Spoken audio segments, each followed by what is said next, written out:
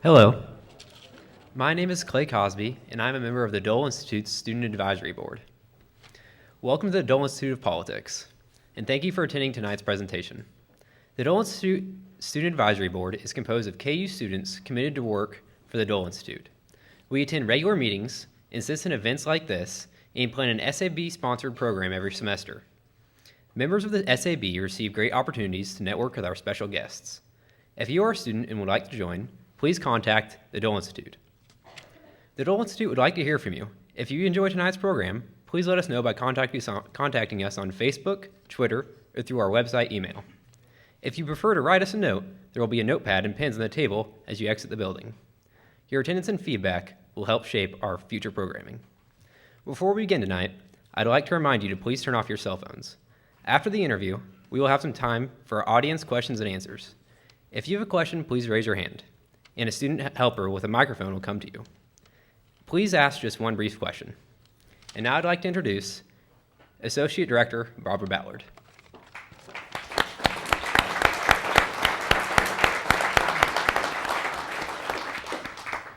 Thank you, Clay. It is always a pleasure to have our Student Advisory Board do our welcomes this evening.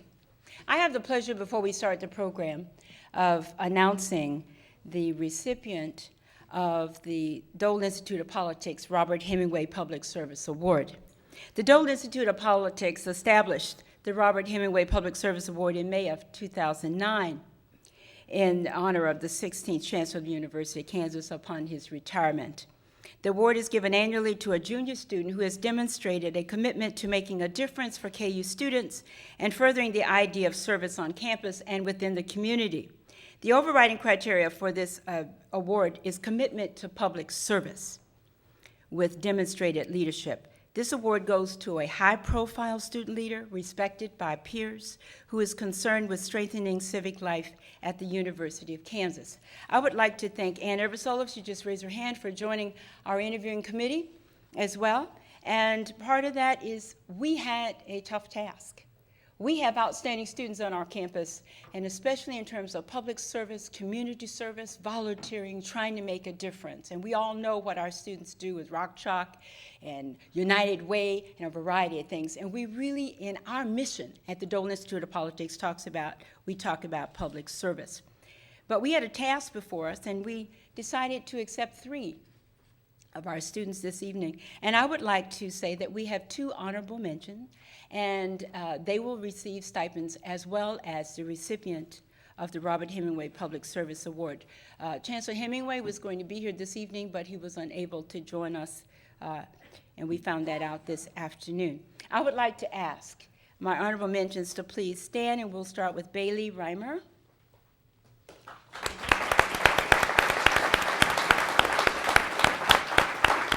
And accompanying Bailey this evening are her parents, Jamie and Bruce Metzinger. Would you stand, please?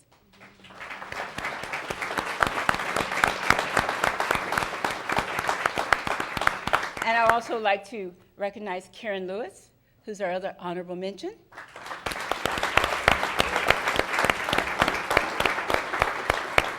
And the recipient this evening of the 2012 Robert Hemingway Public Service Award is Kate Perry. Would you stand, please?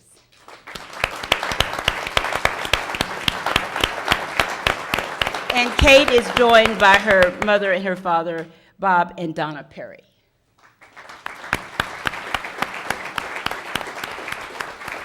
You've already given a great round of applause to all of them. We'll give them all one. Just stand front, all of you again, and get a big round of applause.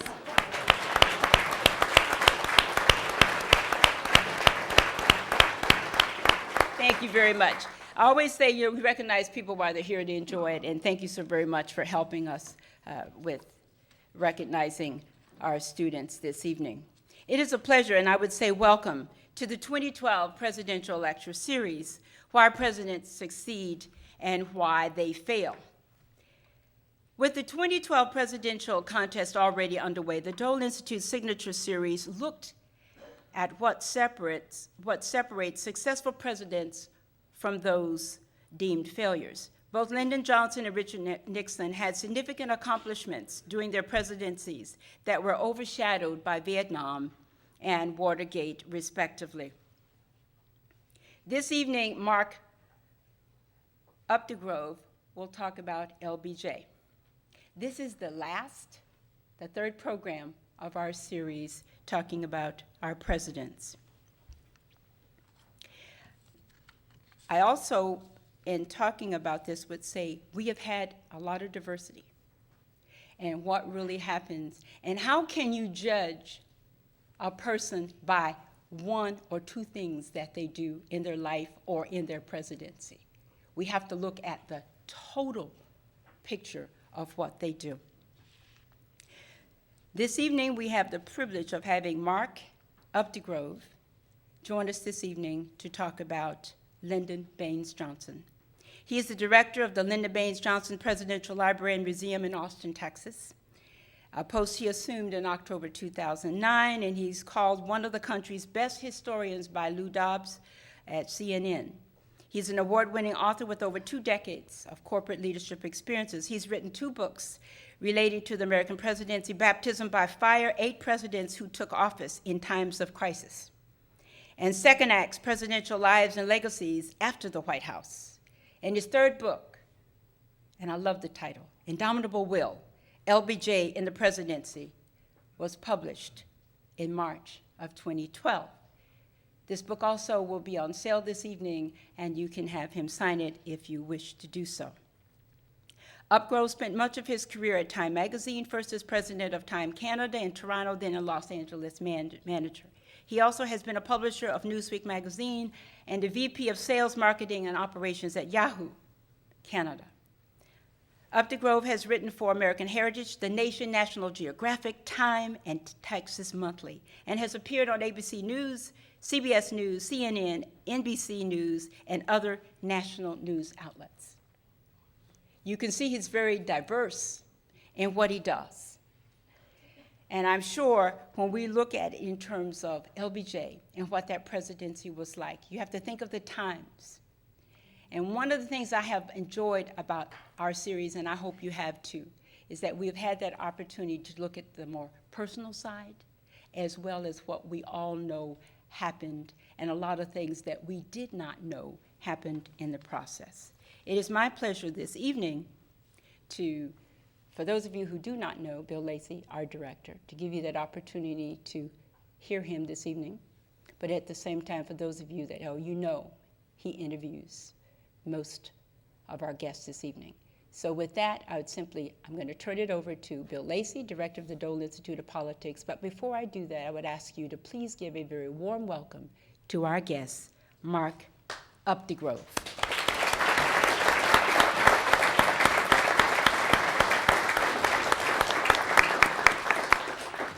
Mark, welcome to the Dole Institute. We appreciate your taking the time to join us, and thought we'd start out with a personal question. Talk a little bit about your upbringing, your education, your early career with Time and Newsweek, and how you wound up writing history and running the LBJ Library. I'd be happy to, Bill. Before I get into that, Barbara, let me thank you for that introduction. As LBJ might have said, I wish my parents were here, as your parents are here. My father would have loved it, my mother would have believed it. And I also want to say it's a great pleasure to be in an institute bearing the name of Robert Dole, who I have enormous respect for. And may I relate one quick story that I love about Bob Dole. My first book was called Second Acts, and I'll get to why I wrote that in a moment to answer your question, Bill. But there was one story I relate in there about Senator Dole, and he's looking at a picture of Gerald Ford, Jimmy Carter, and Richard Nixon, respectively. They were all on a plane going to the funeral of Anwar Sadat in the wake of his assassination. The climate politically was too dangerous for President Reagan or Vice President Bush to attend. So President Reagan sent a delegation of former presidents. And so Dole looks at this picture of Gerald Ford, Jimmy Carter, and Richard Nixon and says, look, see no evil, hear no evil, and evil. Just love that. I came to write books because I was actually I was a salesman. I sold advertising space for magazines earlier in my career, and I ended up going up the leadership ranks. Ended up running the West Coast for Time Magazine, the business side. Ended up running Time Canada, which is a separate edition and operation north of the border. So I got some editorial experience when I was there. And while at Time, I'd worked with Hugh Sidey, who knew Senator Dole very well, and wrote for Time Magazine, covered every presidency from Eisenhower through George W. Bush. And Hugh became a very dear friend of mine, and we worked on something called Time and the Presidency together, which was this multimedia program that manifested itself in a museum exhibit and some features in the magazine and so forth. So Hugh became a very close friend. I left Time to go to New York to be publisher of Newsweek, and then left Newsweek to go to, of all places, MTV, to understand television. And it was a very unsatisfying chapter in my career. And in order to keep myself sane, intellectually and otherwise, I embarked on a side project where I started writing about the lives of former presidents, from Truman through Clinton. And that resulted in a book called Second Acts, which was profoundly influenced by, again, Hugh Sidey, who, again, was a mentor to me. And that led to several other books, and ultimately to this job of running the LBJ Library, which is, I think, the shining star of the presidential library system, and I felt that way long before I took up this post. Talk to us a little bit about the concept of your book and your use of voices, largely contemporary voices, as opposed to a traditional kind of narrative. You know, there was an aide to LBJ named Bob Hardesty, who says, and I quote this in the book, that allowing for shades of subtlety, there were as many LBJs as there were people who knew him. Nobody saw the same man. He treated everybody differently, which is why, in part, he was such an effective legislator. He influenced people so adeptly. So everyone saw a different man, and he had such a broad character.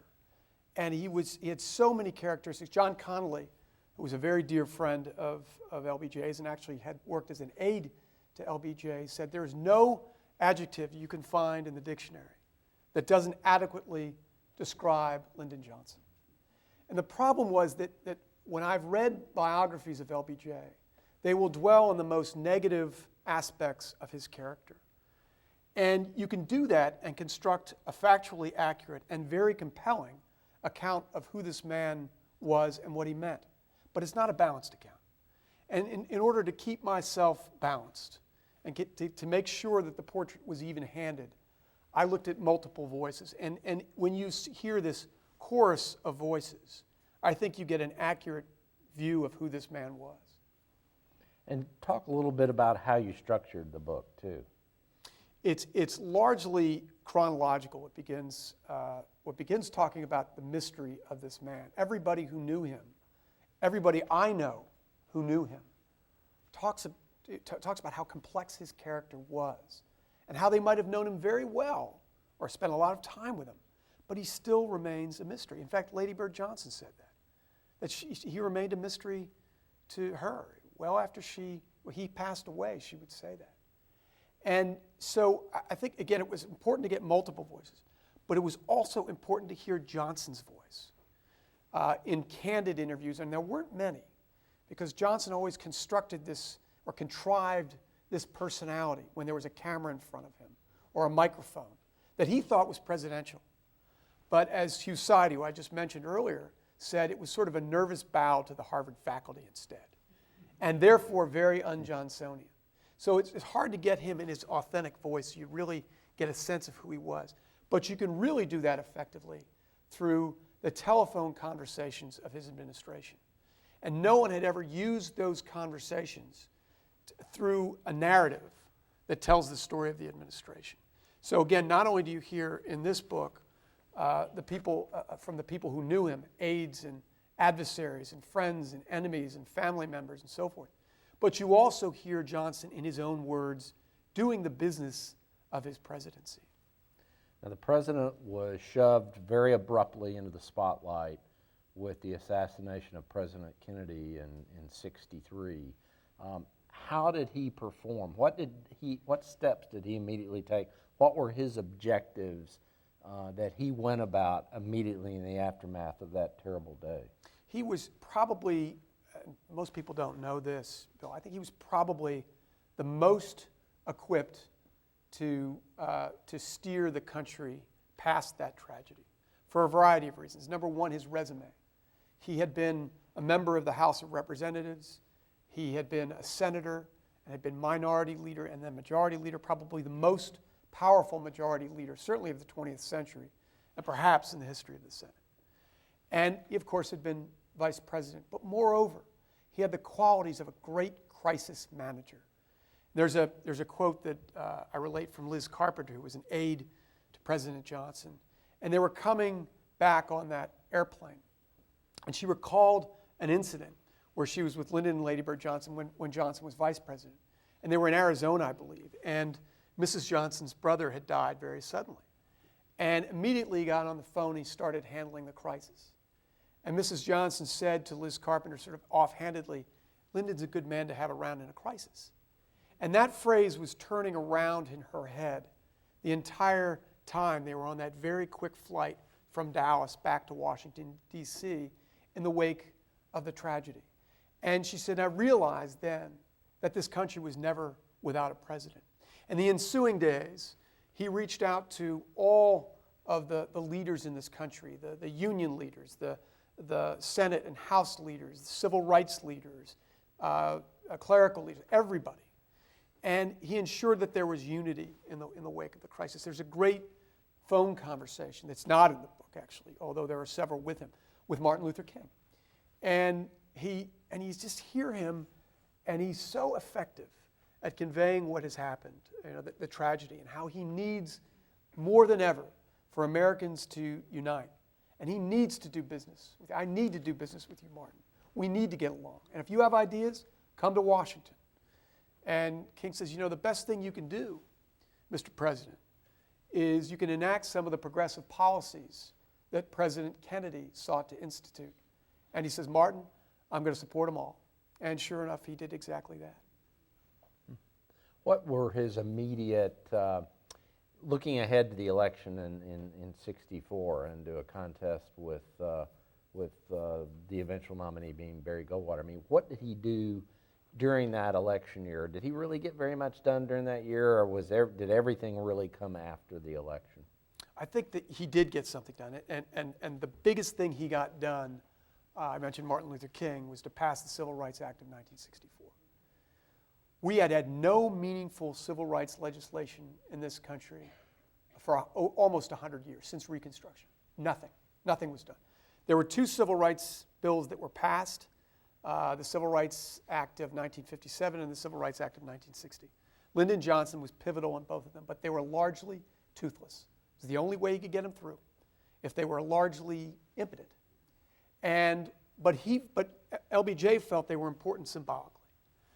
But when 1964 rolled around, and he could exploit, frankly, the tragedy of John F. Kennedy's assassination, he did so immediately, pounced on it. And there's a very poignant scene, which I do relate in the book, where Richard Russell, who was a friend and mentor to him in the Senate,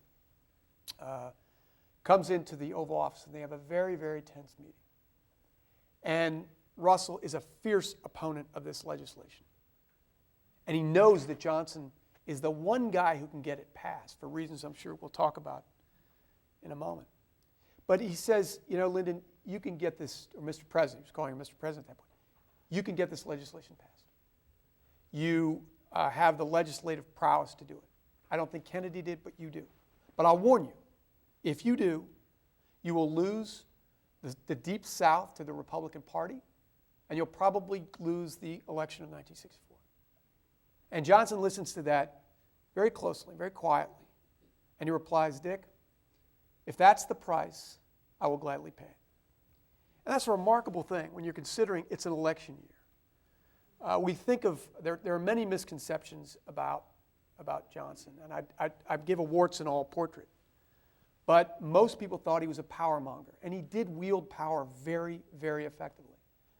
But to willingly look at the presidential election of 1964 and know you could throw it in the balance by passing this legislation is a remarkably politically courageous thing to do.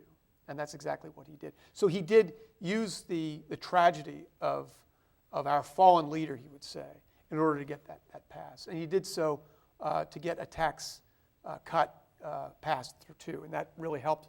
Keynesians were big supporters of that because it helped the economy to move again.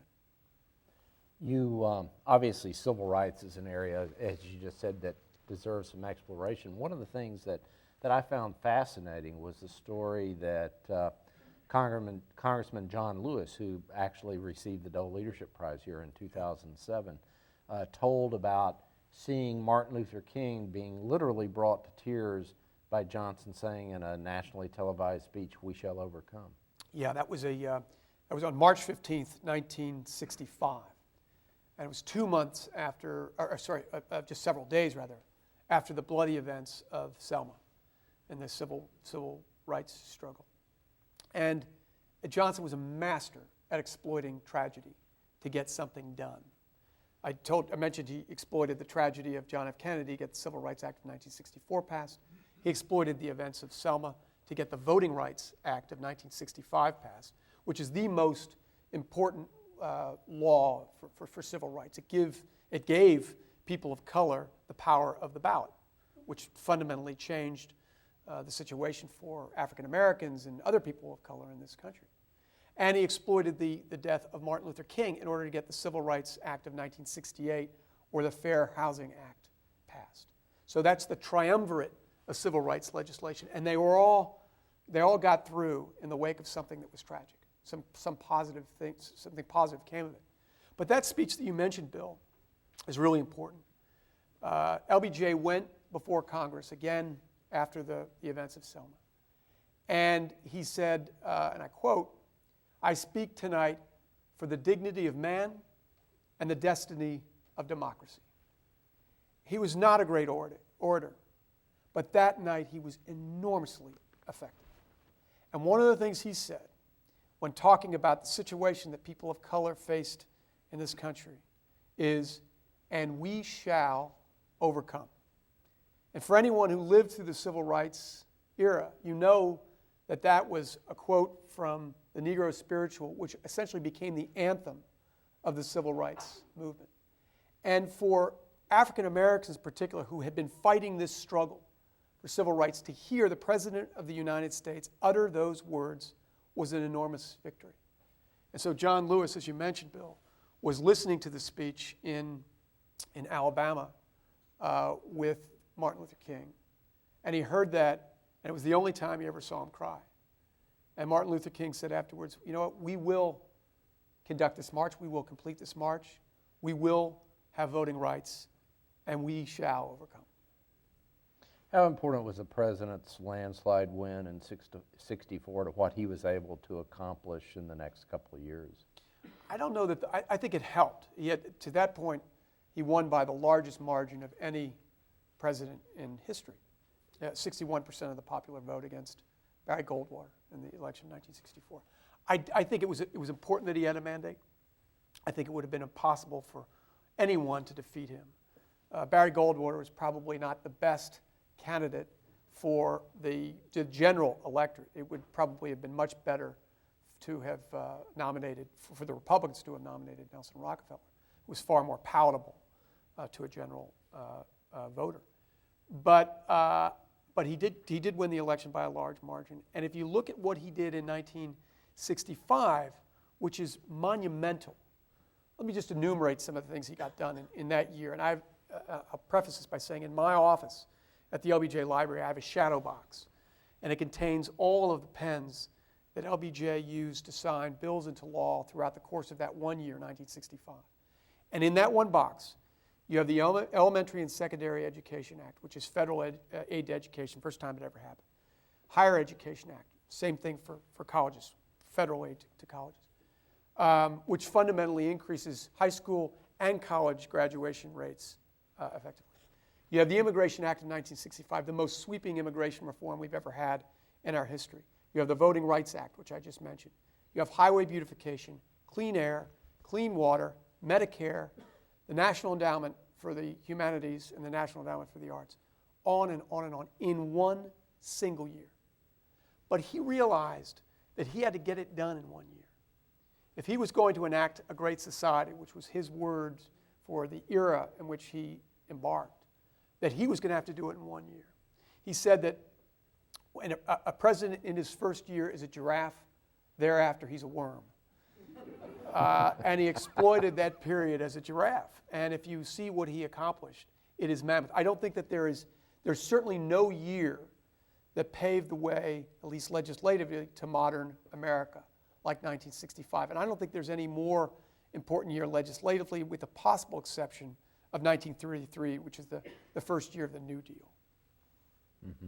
Mm-hmm. Talk a little bit about how he crafted the strategy and people he used to help. I know there's at least one or even two instances in the book of places where he called experts into a room and said, I'm going to lock the door and we're going to sit in here and figure this out. Kind of talk a little bit about his style, but also about kind of the grand strategy behind that 1965. Yeah, there was something called the Johnson treatment. And there's a picture in my book which is worth seeing. Even if you don't buy the book, please look at this picture.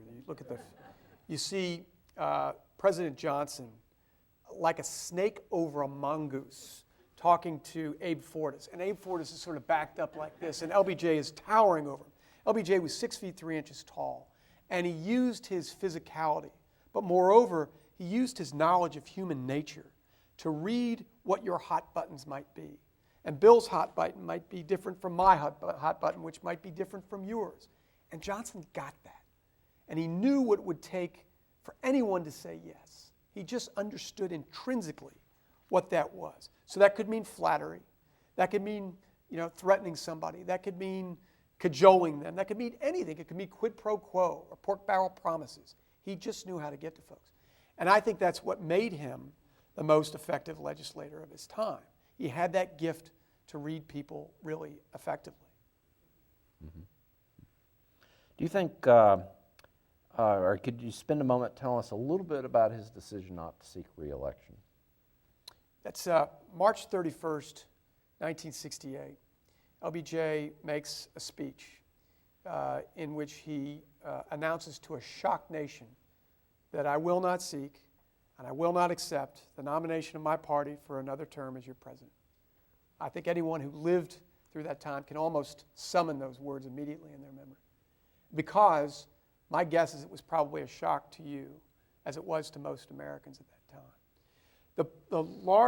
The perception is, Bill, that he was defeated by Vietnam, that he was largely embattled and beleaguered by the war, and he sort of waved the white flag and said, I'm done, I'm out of here. That's not quite accurate. The reason he stepped down primarily was health-related. He had a genetically weak heart, and he was conscious of the fact that his grandfather and father had both died of heart ailments in their early 60s. And he himself had had a massive heart attack, nearly fatal, in 1955. And so he literally had a heavy heart. And he was pretty sure if he remained in office too long that he would have a health crisis.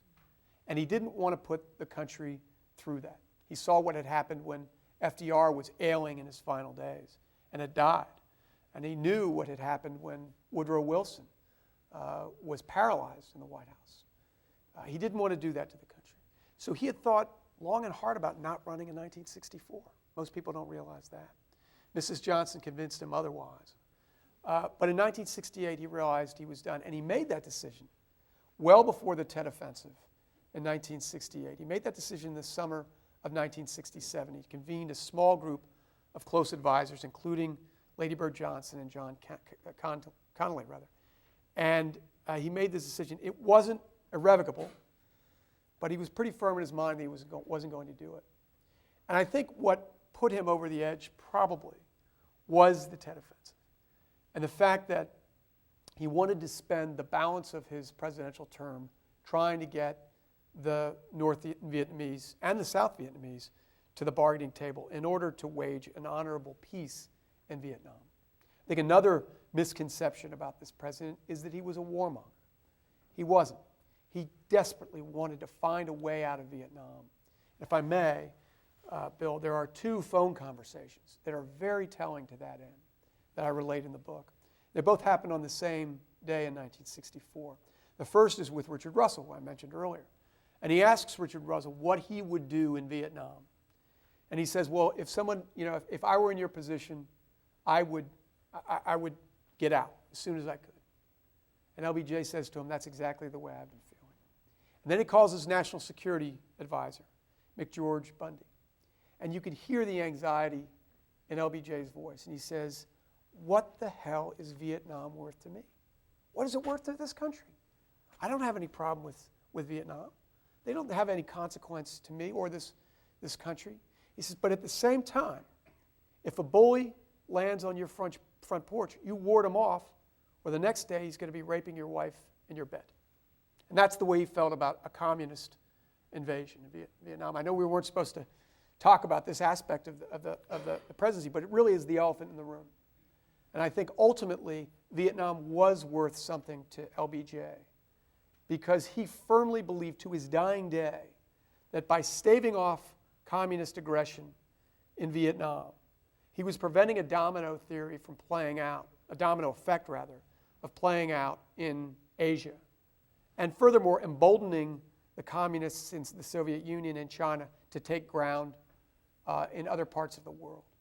So ultimately, he was preventing World War III. He really did believe that. How do you think history will ultimately judge his impact as president?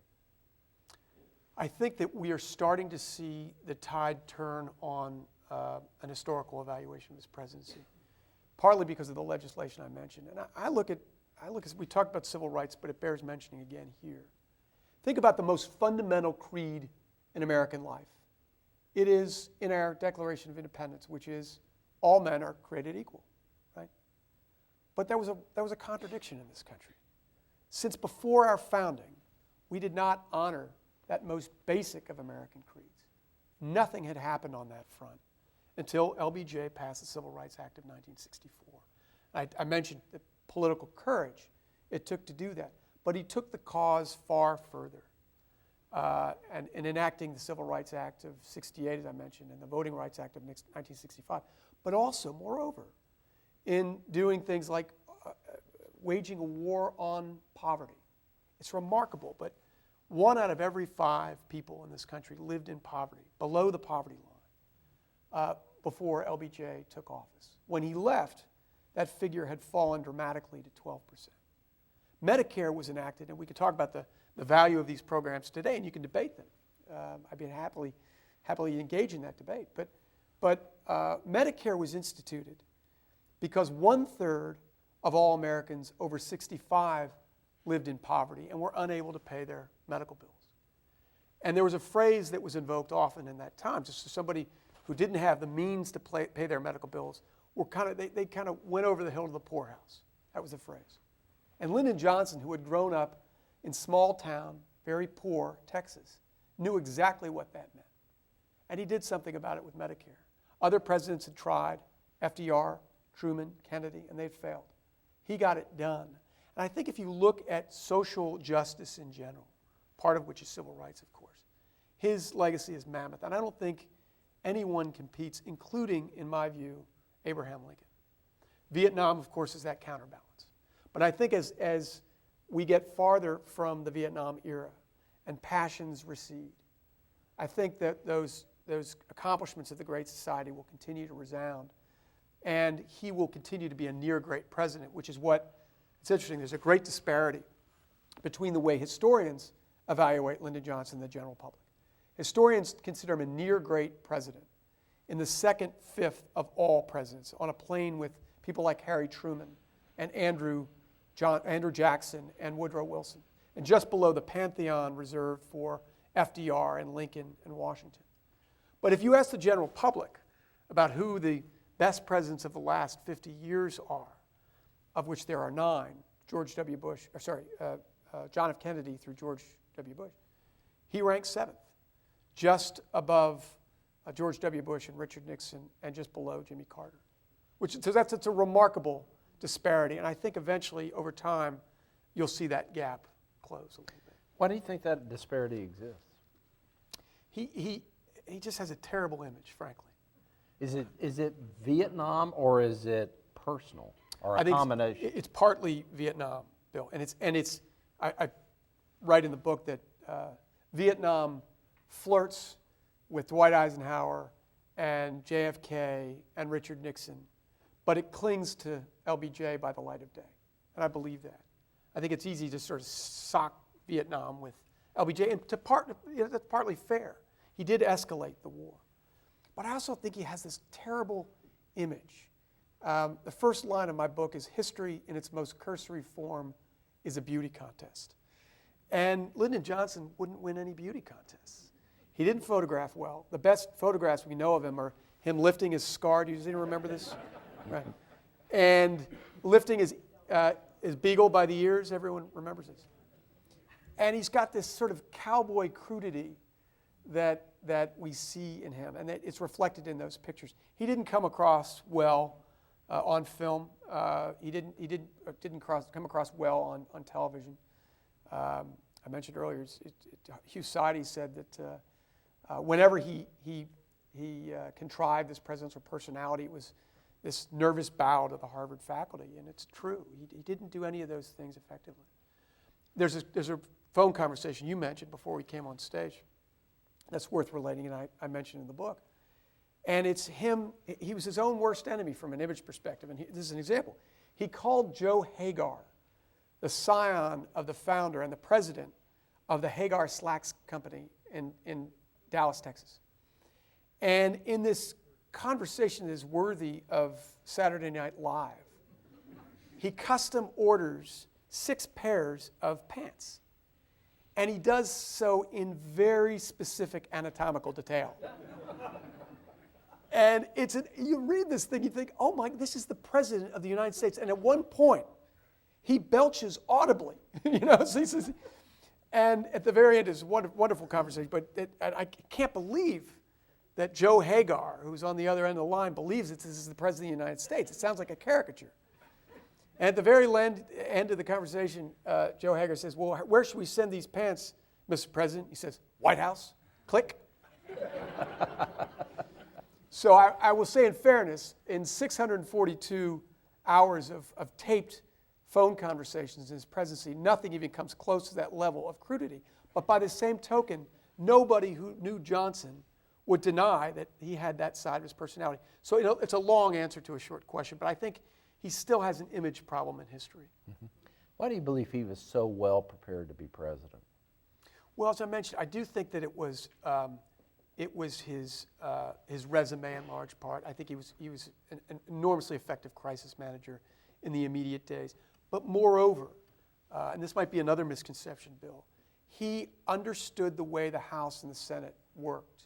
He understood how to get legislation passed. He was a master at that. He really got that in ways that his predecessors did not. And they trusted him. You think of LBJ, a lot of people do, as a wheeler dealer, as this big, larger-than-life personality, and he was. But I don't think he was a wheeler dealer. I think he understood that the 3 ways you get things done in Washington, and this is a lesson to lawmakers and maybe our president today, is the 3 C's, although he didn't coin this, I did. One is through craftiness. If you can't get something done, work around your opponent. The second is through, effectively, sort of set a strategy to get around him somehow. How do you figure out a way around that situation, which he did really effectively, and I can share an example which I think is a great, shows really effectively how he did that. Secondly, it's collegiality. If you do work around somebody, you realize you might have to work with them across the aisle the next go-around. So don't demonize them. Don't vilify them. The Senate and House, at least at one time, were places where collegiality was the rule of the day. And then finally, compromise. In most cases, if something was fiercely opposed, it required compromise. So, and as Barbara Bush said, I was with her a couple weeks ago, Compromise in today's Washington has become a dirty word. In that day and age, that's simply the way you got things done. So he understood those things, and I think that's what allowed him in particular to be an effective legislator. Okay. I'm going to ask one more question, then we'll open it up to audience Q&A, and we'll have a couple students with mics. If you have a question, don't wave at me or don't wave at Mark, wave at the students, try to get their attention. They'll bring a mic to you and you get your chance. But I wanted to ask you about kind of your take on Robert Caro and his work on Johnson, and how you would say that your perspective of President Johnson is different from his. I think that Bob Caro, and I don't think it's limited to Caro, but I think Robert Caro's portrait is largely one-sided, and I say this, that's what Walter Cronkite said. Walter Cronkite read the first several volumes and said, President Johnson has had an evil side. We all do, I suppose, but that was not the full thrust of who the man was. John Connolly said the same thing, and one of the things he said to Robert Caro was, you never paint the bright side. Whenever you can put a dark twist to something that LBJ did, you did it. You never see the good and the decent and the compassionate. And I think that that might be true with Caro's portrait, and in some ways I did this book as an antidote to that. I didn't want my voice to come through. I wanted the voices of other people to come through in order to, again, get an even-handed perspective on who this man was. Okay, very good. Yeah, if I may, yes. I mentioned that there were great examples of how LBJ worked around people, Bill. And if I could just relate one really quickly. It has to do with Medicare. The biggest opponent that LBJ had with Medicare was the American Medical Association. They had been an opponent almost since the very beginning, and they were an enormously, and still are, powerful lobby in Washington. And so he called them to the ranch, which was the Western White House. LBJ spent nearly a fifth of his presidency at the LBJ ranch. And the press was all there, and they were waiting to hear how this meeting with the AMA went. And LBJ asked the president of the AMA if he would be willing to send doctors to Vietnam to tend to the civilian population. And the president of the AMA says, yes, Mr. President, we'll do that. So LBJ immediately calls a press conference to announce this, knowing full well the press will ask if the AMA will support Medicare. 90% of doctors at that point did not support Medicare. And LBJ hears that question, and he says, of course these guys are going to support Medicare. They're willing to send doctors to Vietnam and put them in harm's way. Of course these patriots are going to respect the law of the land. And put on the spot, the president of the AMA said, of course we'll support it. 2 weeks later, 95% of all doctors across America supported Medicare. Very good. Okay, we have our first question over here. Okay. I was just curious on the research that you do with the presidents. After being in the inner circles of George W. Bush and reading what was in the media the next day, and then flying to Australia and it being completely and absolutely unrecognizable, how do you research past presidents to come to such a confident conclusion? And I knew you had the tapes, and that would be a great way, but how does somebody come to a conclusion without that when the media so influences what people write about with the presidents? I want to argue vehemently again, and I can't, because I say to my dad now, if I wasn't there, I cannot argue, because you don't know until you're actually behind the scenes in something. So please give me some confidence on that again. Well, I think I've been asked this question before. I think it takes at least a generation to get an objective perspective, or a more objective perspective, on a president's tenure in office. A great example is Ronald Reagan, with whom Bill worked. We were talking at dinner about the fact that the media had largely written Ronald Reagan off as being kind of dim-witted and not engaged. And in fact, that wasn't true at all. And you see that come out in the meticulous writing he did around all of his speeches and the diaries that he that he kept during the course of his reign in the White House. And I think things come out in history, and you kind of forget what the media said about a president. So things can change over time. And that's the great luxury we have as historians. We have the luxury of time to assess what a president has meant. I don't think that LBJ has been appreciated to the extent that he can and should be, given all that he accomplished. And I think that's largely, as I mentioned to Bill, because the shadow of Vietnam has darkened the more positive aspects of his administration. And I think, again, that's starting to change. One of the interesting things that Mark does in his book that I mentioned at the outset is he uses voices to describe the president and people's attitudes. He has 5 pages of single-space listing of the individuals who he's quoted at various points in the book. And I think that gives you a broader perspective as well on how his contemporaries viewed him. So do we have a question over here? Yes. Yes, you haven't spoken tonight at all about Robert Kennedy. And from what I understand, the day they first met, it was just like a mad dog need a mad cat. I don't know if that's true or not, but could you elaborate on the beginning of the relationship and how it continued to degrade over time? Sure, I think you have it right. I think that they were oil and vinegar from the very beginning. These were very, very different men. And Harry McPherson, who was an aide to President Johnson, recently died. He was just an enormously wise man, and I spoke about this. And he said, well, how would you feel if you had been the all-powerful Senate Majority Leader, and for the good of the party, you take the vice presidency, and you have the president's brother who had never accomplished anything for himself, heaping contempt, the lightweight heaping contempt on the heavyweight. How would you feel? And I think that might oversimplify it to an extent. What LBJ said was this. He said we could have spent a lifetime trying to get to know one another, and we would have never understood each other. They were just too different. I think it was, to some degree, unfortunate for LBJ. My predecessor was a gentleman named Harry Middleton, who was the speechwriter for LBJ. And he said to me one time that LBJ was like Will Rogers. He never met a man he didn't like. I don't think that was true. But I do think that he never met a man who he didn't want the approval of. There's a difference. And I think he died lamenting the fact that Robert Kennedy did not approve of him. He didn't like him. He was contemptuous of him. And I think that really got to LBJ. But I don't think they would have ever gotten along. I think one of the misconceptions, though, is about his relationship with John F. Kennedy. And I think the two of them had great respect, maybe grudgingly at times, for one another. And they had a very productive relationship as president and vice president. The relations with the Kennedy family in general were pretty solid, and Robert Kennedy was the marked exception to that.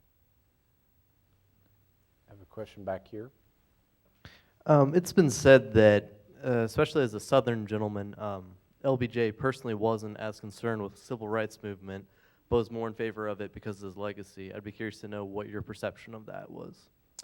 I don't buy that. I think that he was concerned about political viability. And when he was senator from Texas, where civil rights was enormously unpopular, he could only do so much without upsetting the apple cart in his home state and risking his own reelection. You can't wield power if you don't have it, and he knew that. But when he had the power, and he said this in his speech, actually I'll tell you why I think that he was so deeply committed, in part. He talked in that speech that I was talking to Bill about, that we shall overcome speech. He relates an experience in his life which was very telling. He couldn't afford to finish college between his junior and senior year, so he took a year and he taught very poor Mexican-American school kids in Cotulla, Texas, a very small town. And he saw firsthand the ravages of poverty and bigotry, and it really affected him. And he related that experience in that speech.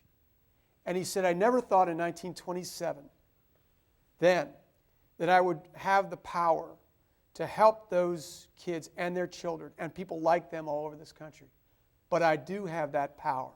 And I'll let you in on a little secret. I mean to use it. And use it he did.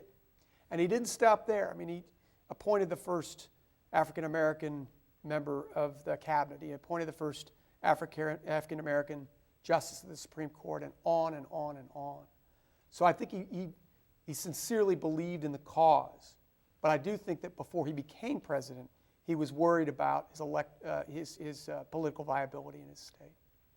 Don't you have a passage, another passage I read from the book where he specifically talks about how you have to, I don't have the language right here, but you have to do small evils to do large good, something like that? He's talking to Bob Strauss. Yes, Bob Strauss, yeah, exactly. Robert Strauss, who was no shrinking violet when it came to power and influence. And he says, Bob, sometimes you have to be a demagogue on the little things to get what you want on the big things. And Bob Strauss considered that a lesson from the master. Okay, next question. How do you think that his talents and the 3 C's, what you're saying, would play out today in the Congress where it's extremely non-collegial, or I'm not saying the right word, but there's not a lot of collegiality? Do you feel like his talents are mainly buttressed by the era he lived in, or would he be able to use them effectively in this era as well? It's a fair question. I think he would lament more than anything else the lack of civility in Washington. His favorite biblical proverb was from the book of Isaiah, which is, come, let us reason together. I think he would be profoundly disappointed by the fact that there is a dearth of reason and a dearth of togetherness in Washington today. As to how he would function in today's Washington, again, I don't think he could function as effectively in today's Washington, certainly as he did in his time when there was such cooperation, there was such unity. But I do think that because he read people so well and understood how to wield power so effectively, that he would have succeeded in large measure. It's interesting, if he had gone into corporate life, I think he could have been a Steve Jobs. And he was an enormously mercurial personality, and he could be very difficult to work for. I mean, I have some great stories about that I'd be happy to share. But he had a vision, and he had this is a pitch for my book, an indomitable will in order to see that vision come to fruition. And I don't know how that would have manifested itself today, but I think it would have been in some meaningful way.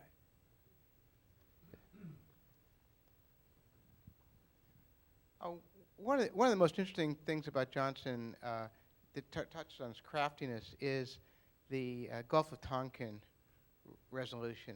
The conventional wisdom is that he had that resolution in his pocket for months and pulled it out at an appropriate time in very questionable historic circumstances.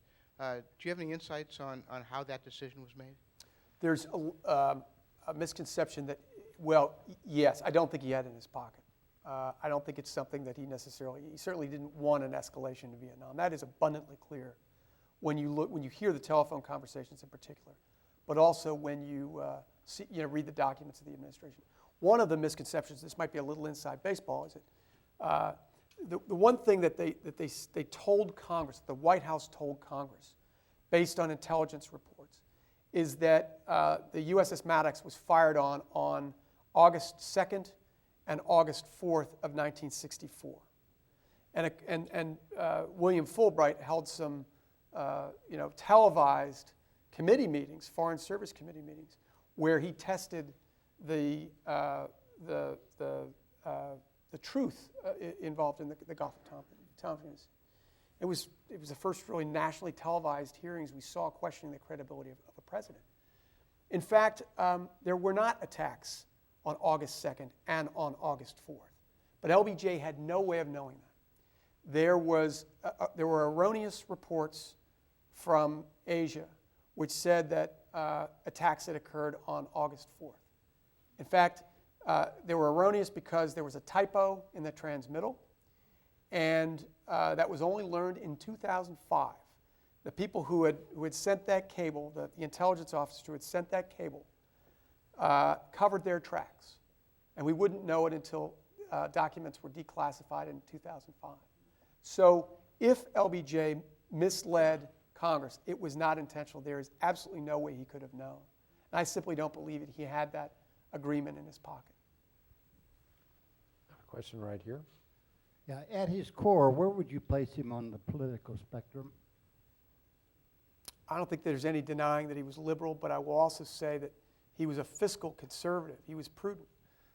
This surprises a lot of folks, but the last president to turn in a surplus in the budget before Clinton did it in 1998 or 99, I think it was 99, was LBJ in 1968. He was definitely for fiscal prudence. And so I don't know what he would do in today's America. I don't know how he would wrestle with the economic disparity in America with the budget that we are certainly going to be plagued with for years to come. But I don't think there's any denying that at least in terms of social policy, he was a liberal, unapologetically so. Mr. Updegrove, do you think that the fact that, judging from what you're saying, that President Johnson was so attuned to American policy and American politics made it difficult for him to understand that war policy is somewhat different? That's a great question, and I think there are a lot of people who would wage that criticism. I don't think that LBJ, well, it's important to note that the 77% of the American public supported the war when the Gulf of Tonkin Resolve went through in 1964. And that popularity continued through 1966, and then the tide started gently to turn, and then by 67 and 68, it was really dividing this country. There's a memo that I relate, and it's a tragic memo. It was written on September 12th of 1967. This was declassified, I believe, in 2008. It could have been a little earlier, but not until recently. And it's written by Richard Helms, the director of the CIA. And it essentially says, Mr. President, you didn't ask for this, but I asked analysts here at the CIA to show what might happen to the United States and the world if the United States pulled out of Vietnam. And it gives all these scenarios, and it essentially says that there wouldn't be any major consequence. That yes, you would get ebbing faith in the world and in America's leadership, but not for long. The real problem would be the ebbing faith in Americans in their leaders and inherently in LBJ himself. Why he didn't act on that, why he never talked about it with anyone that I'm aware of, I don't know. He certainly read the report. It was 40-some pages, voluminous, very substantial. He didn't get a lot of reports like this, and he simply didn't act on it. And again, I think it goes back to what I believe was the case, which is that he really believed that he was preventing World War III from playing out. He was very conscious of the lessons of Neville Chamberlain. One of the things he says about his own leadership is, there will be no men with umbrellas. And by that, he is pointing to the hapless Neville Chamberlain who goes to Munich in 1939 and essentially capitulates in an agreement to Hitler, only to come back to his home country, the United Kingdom, to proclaim peace in our time. We didn't get peace. We got World War II. I don't think that LBJ got a great deal of dissenting advice as it related to the war in Vietnam. That hurt. So it was mismanaged in hindsight. You can't argue with that. But I don't know that he had an alternative until that report came out. I don't think he had absolution as he saw it. Okay, over here. How do you think history will handle the manner in which he first came to political power, the controversy of that election? Well, I think you might be referring to the election in 1948, which was not his first election. That was he had been in the House since 1937. He had run for the Senate in 1941. He had run against a former governor named Pappy O'Daniels. He was a radio personality and a flower salesman. And he won the election by stealing it, which was not uncommon in Texas politics. And LBJ knew it was stolen from him. It was pretty clear. It's not clear whether there was vote tampering by the Johnson camp. I don't think that there was. But 1948 rolls around, and there's an opportunity for him to win a Senate seat again. He runs against another Texas governor, this time Coke Stevenson. And in the waning hours of the election, you start seeing the tallies start mounting for LBJ. And there's clearly vote tampering by the LBJ camp, and there's clearly vote tampering by the Stevenson camp as well. And I think that that was simply the price you had to pay in order to gain a statewide election in Texas. That's not an excuse, but I think that was a pretty common practice at the time. So he went to the Senate with a very pejorative nickname, Landslide Lyndon. And Landslide Lyndon did okay in the Senate in a remarkably short period of time, and then he turned that nickname on its ear when he got that enormous mandate that Bill mentioned in 1964. I don't know that, I think there's no denying that he stole the election. How history looks at it, I don't know. He wouldn't be the first crooked politician in that respect from the state of Texas. I just wonder how you reconcile his public image, which apparently wasn't all that positive, with the other side of him, which made him very effective in getting legislation through. I have a little trouble in my own mind reconciling those two positions. Well, Fred, I did too, and I wrote a whole chapter on that called Nearly Everyone in the World is Good, and it reconciles that public image with the accomplishments of his administration. One of the things that Bill Moyers said to me that I think is the phrase I kept on turning in my head is, how could a human being as flawed as any human vessel cause us to reach beyond ourselves in such a time? It's a direct quote, although I bungled it a little bit in the beginning. But that's what he said. And that's the question that you have to answer with Lyndon Johnson. And I think, and I tried to wrestle that with that in that chapter and throughout the book.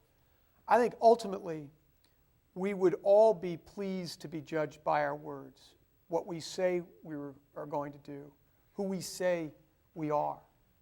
LBJ is the one guy who begs to be judged by his deeds. And if you judge him on his deeds and what he did, I think, unselfishly for this country in relation to social justice in particular, I think he's one of the great leaders of all time. But it's very difficult to get there. I still can't answer the question. This book was a stab at that. Last Thursday evening, we had a similar presentation on President Nixon. Thank you for juxtaposing those two gentlemen.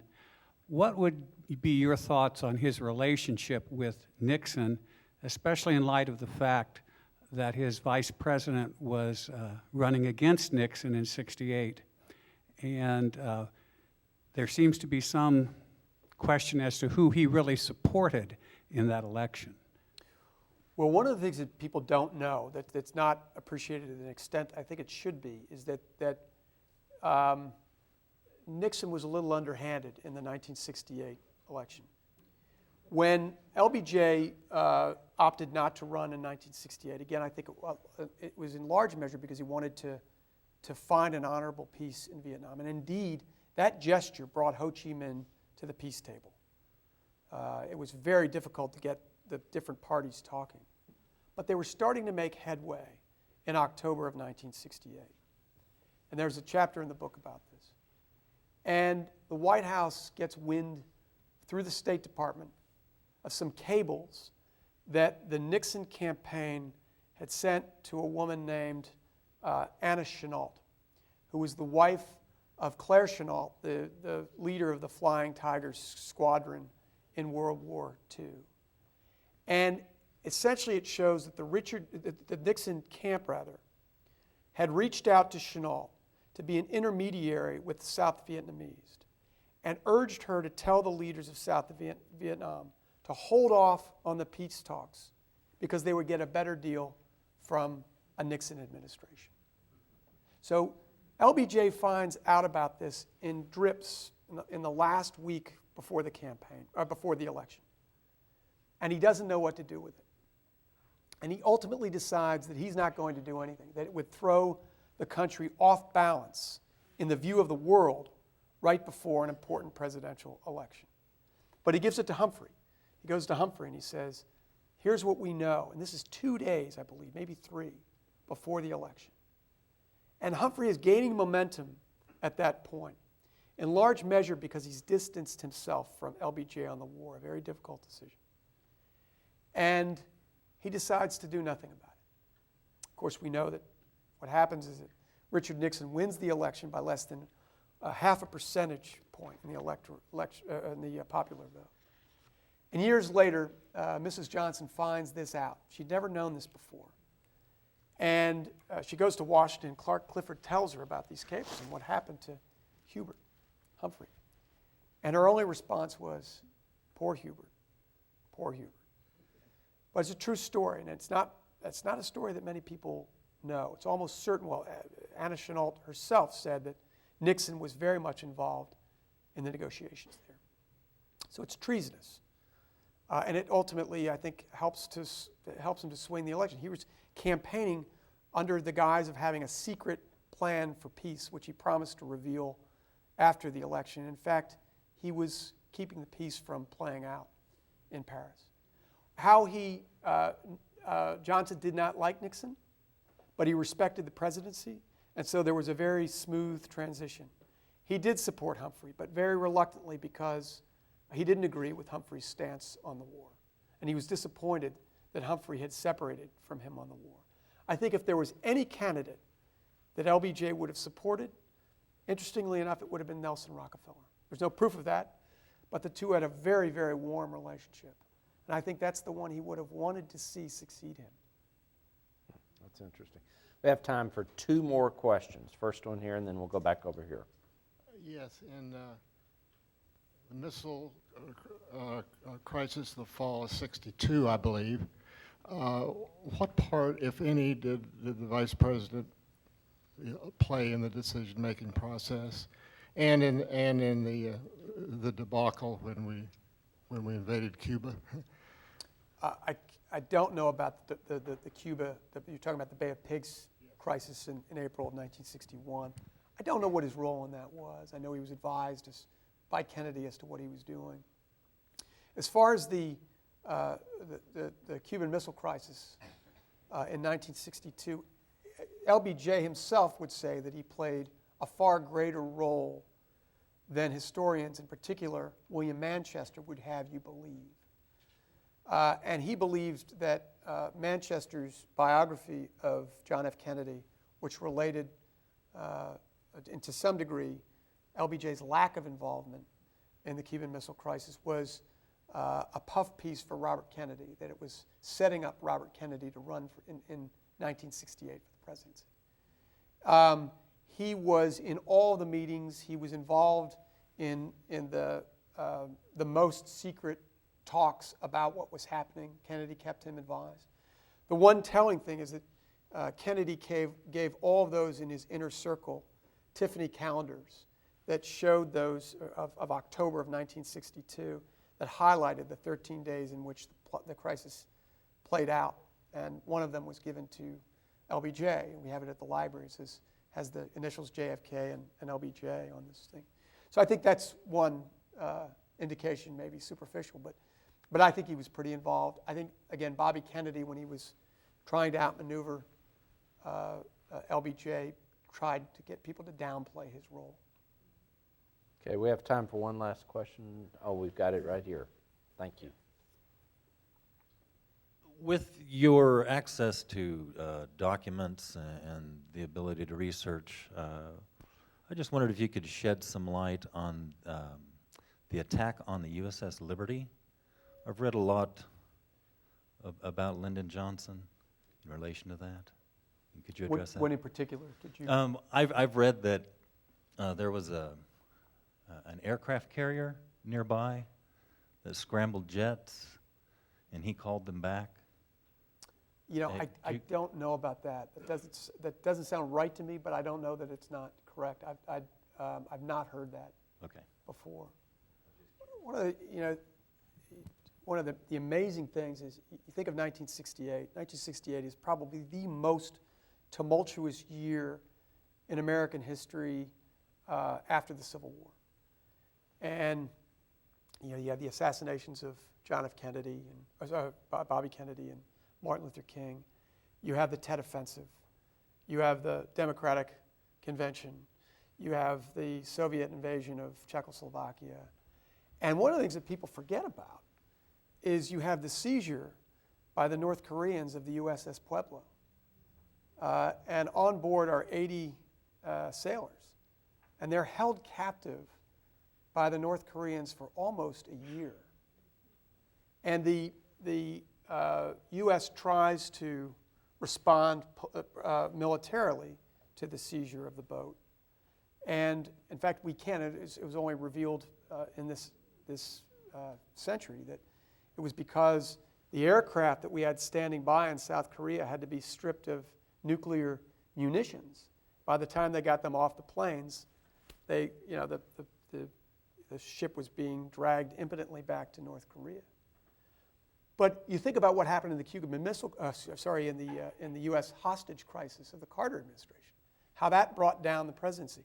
This is just as severe, if not more severe, and we forget about it. And Johnson realizes there's no way to respond militarily. The most prudent thing to do when you're already waging a war in Vietnam is to respond through diplomatic means. And sure enough, that's exactly what he did. And the hostages came home 11 months to the day after the aircraft carrier was seized. Let me tell you one story, if I may. We've been talking about some pretty heady stuff. One of the things I think people don't realize about LBJ is he was an incredibly gifted storyteller. And he brought that Texas gift with him to the White House. One of the ways that he got things done, you asked about that earlier, Bill, is he just spun a great yarn. He told a great story. And there's a story about speechwriters meeting with him in his office, and he's reading the speech, and he reads a quote by, I believe it was Socrates. And he says, Socrates? He says, Socrates? You got me quoting Socrates? He says, scratch it and put, my daddy used to say. One other thing I'll share with you, it also happens to relate to speechwriters. John Kenneth Galbraith sees the president in the Oval Office and he says, Mr. President, you need to talk to the American people about the economy. You never bring up the economy in your speeches. You've got to give the American people a good talking to about the economy. He says, John, I got to tell you, a president talking about the economy is like a fellow peeing down his own leg. He says, it gives him a warm feeling, but no one else knows what the hell he's doing.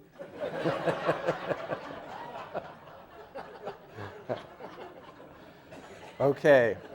Well, on that note, on that very thank you very much, Mark. Thank you.